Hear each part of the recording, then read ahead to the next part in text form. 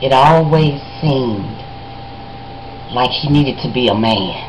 He wasn't a man if he wasn't balling his fists, weighing 210 pounds, beating and punching in my face like I was LaCreasia and he was Ali. This drama continued. Lost that place. But got another place, Martin Luther King and Hodemon. Wonderful. Clientele from D. Gaddy's followed me. My barbershops and beauty shops, we kept up that service. We got new clientele from the new bar we was next to. Nothing changed. He even got even more and more aggressive. It was like he had settled down. He was okay with whooping my ass. It had become easy to him. It became a way of life to him. If he wasn't beating up me, blacking up my face, busting up my nose, busting my mouth, or cracking my ribs, kicking on me and spitting on me, calling me bitches and whores and sluts, he wasn't happy. He was truly sad. He was not happy. We got the place. He decides he's going to allow his brother to move here to St. Louis from West Memphis. His brother gets here. He doesn't have a job. He's just laying around the house doing nothing. So Stevie gets upset. So he makes him start coming to work with us at the restaurant. This particular day, I did neck bones, potatoes, and cabbage as a special. His brother got him a plate. The next thing I know, Stevie turns around, this nigga punches me dead in my face. I fell off the stool, hit the floor. He jumps down on me, kicking me and punching me and spitting on me. So my bitch, what the fuck is he doing in my pots? What the fuck you tell that nigga? I didn't do anything. I got my ass beat. He beat me severely. There was customers out in the waiting room. I had employees. His brother stood and watched. Stevie picked up the glass pie dishes, threw them down on the floor, bust them out, snatched the telephone cord out the wall so I couldn't call the police. That nigga was punching me. You could just hear my face. He grabbed me, he drugged me outside, he was kicking me, throwing me into the brick wall of the building.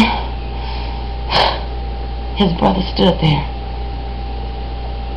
and watched and kept quiet. My customers and the patrons of the bar, they came running out to try to help me, and of course with his coward ass, he took out running. We know that. Because any man that is balling up his fists, beating on a woman, is less than a man. He ain't finna stand toe-to-toe to another man. Because he ain't got no guarantee he can whoop that ass. His ass may be the one that's gonna get whooped. So he took out running. Police came. I made the report. I went back in, cleaned myself up, apologized to my employees, apologized to my customers, and I just tried to go back to work. I put a face on like, it's okay. Everything is fine. We just need to move on. Day by day, depression set in. He's standing somewhere, I don't know. He sees the police. As soon as the police leave, he waits 10-15 minutes. He comes skidding around the corner. He jumps out his car, parked in the middle of the street, pops open the trunk, grabs a crowbar, busts out the windows of my car, telling me, hollering and screaming, bitch, I'm gonna whoop your motherfucking ass, bitch. You call the motherfucking police on me? Yeah, bitch, I'm gonna show you. Not his brother. I did nothing wrong. I said nothing wrong. But I got my ass whooped. He stayed gone for 3 or 4 weeks. He started breaking into the restaurant, destroying it so I couldn't open and work. pouring coffee in the flour, the sugar, the cornmeal, busting up all the eggs on the floor, pouring all the milk out, taking the meat so there was nothing to cook. I was so depressed and so distraught. I didn't know what to do. All I could do was just think, Lord, if I could just keep working. I just need to keep working. He had become a serial stalker. You talking about somebody that would be stalking me, stalking my every move. Now we talking about he would pack his clothes and he would leave. I never told him to leave. I never put him out. But he would pack his clothes and he would leave. Stalk me. Break in and out of the house. Lay around all day, watch TV, wash his clothes, eat, and be gone by the time he know I'm coming in from work.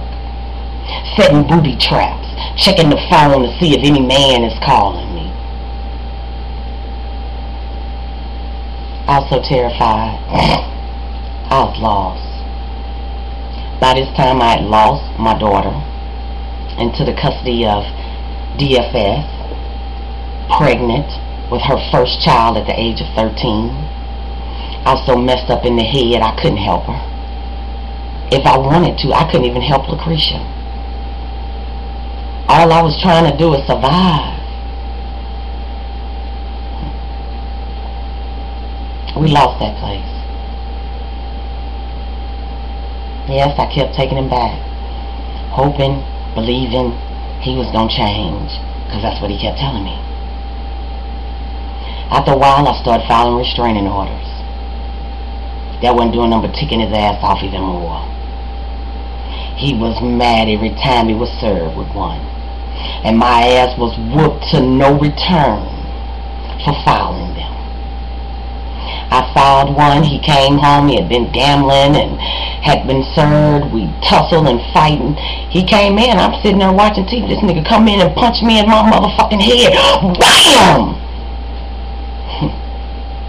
We tussling and we fighting from the bedroom, the hallway to the living room. This nigga gets me down on the couch. Stevie straddles me with my arms down. This nigga is beating in my face. You think I am LaCreasia getting beat down by Muhammad Ali. My nose is bleeding. My mouth is bleeding. My ribs are cracked. My arm is cracked.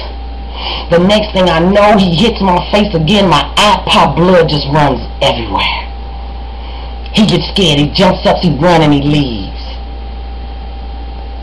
I'm so terrified. I just don't know what to do. Where do I turn? Where do I go? What do I do? Who do I call? Couldn't call my family. Because their thing is, when you get tired of this, you're going to get out. You're going to leave. It ain't that easy to leave. You have to have things in place, finances. You got to have a plan. Because these men, they own you, as they say. You're their property. And they'll kill you first before they let you walk out. That beating terrorized me so bad, my body broke out in hives a few days later. I had to go to the hospital because I was shaking, I was nervous, I couldn't keep nothing down on my stomach, I was frightened. I get to the hospital, they got to give me a shot. They talking to me about filing charges on him. I'm terrified. I'm begging him, please don't do this. Look at what he's just done to me. If you all do this, can you imagine what he's going to do to me? They didn't listen. They did it anyway. Oh my God, I was scared. I was frightened. He was calling from jail, threatening what he was going to do to me. I better drop the charges. I was just in fear. I really didn't know what to do. He did his time. He got out. First place he came was looking for me. And I wore ass whooping that had me down for a week. I had become an habitual liar. I had an excuse for every black eye. I had an excuse